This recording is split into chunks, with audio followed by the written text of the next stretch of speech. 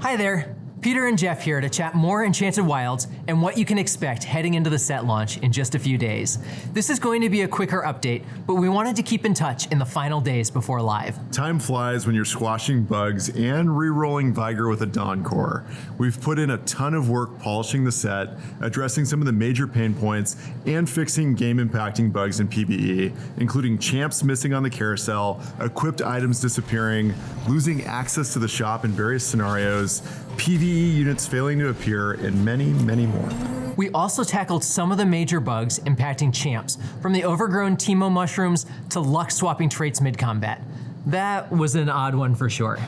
Lux is the flex player we all aspire to be, but that was too much flex, and so we fixed it. We've continued to see feedback around visual updates and VFX. This has been one of our focus areas, and we've made quite a few adjustments, including frame improvements on gameplay VFX, improvements to shadows, better lighting on arenas, and fixes for low-resolution textures in the UX. That's a long list, but it gets longer. We've also added performance mode to graphics settings for players with less powerful devices, so they can play TFT with higher reactiveness and less latency issues. Over on the cosmetics side of the convergence, as we mentioned before, there will still be some cosmetics not available on launch as we work to continue to rebuild them in Unreal. On release, we'll have over 190 tacticians, more than 60 arenas, and around 90 booms available day one, with more being added in patches following the launch.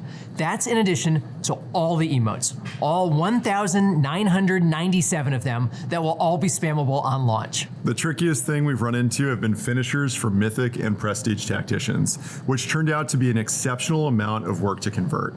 We've sped up the process to bring them over through a temporary stopgap solution where finishers are displayed through video rather than in-engine. For players, this doesn't change much. Until we get all of our finishers rebuilt in engine, you'll be landing your final strikes on River Sprites. Apologies to all the River Sprites and River Sprite enthusiasts around the world. We'll be getting back to in-engine finishers once we have the rest of the catalog brought over to Unreal. In the meantime, as we continue to bring cosmetics over, you'll be able to borrow a bunch of new tacticians, arenas, and more at all rarities from before Enchanted Wilds release for free, as long as you own one cosmetic in that specific rarity.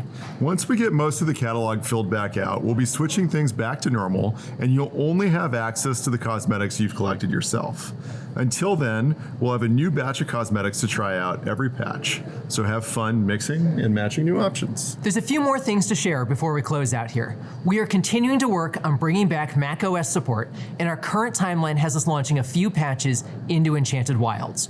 We had a good playtest on Mac last Friday, and the team is feeling confident in our progress. Next, the launch patch comes with a bunch of new stuff, so you'll have a larger download than usual. For PC players, since we're still in the League client for now, you'll download both League and TFT together by default. Even once we launch the TFT PC client in October, League and TFT will continue to coexist as usual, so you can easily switch between TFT after a game of Summoner's Rift, or vice versa. We also know disk space and bandwidth is often precious. We're working on some new tech to let players opt out of downloading one or the other and focus only on patching the games you choose to play. Expect that to come online shortly after we launch the full TFT PC client. Finally, now that we're nearing launch, we've gotten a lot of questions about what our new engine can deliver in terms of new experiences once we achieve parity with the core TFT experience. We have some ambitions for features that'll take a few sets to cook up, but we've had a small team working on a few updates planned to ship during Enchanted Wilds. Features we weren't able to deliver before. These are particularly aimed at quality of life improvements, leveling up and personalizing the home screen, making carousel rounds a better experience for all players, overall visual polish, better in-game recommendations, and many, many, many more. This work is just a small piece of the potential of what we hope to deliver to players this year, and our ambitions are even higher for the future. More to come on that later, but right now, we're still tracking bugs and polish areas going into launch. There's still work to be done, but for now, we want to thank everyone who tested out Enchanted Wilds on PvE, and for all of the great feedback and bug reports. Please keep it up.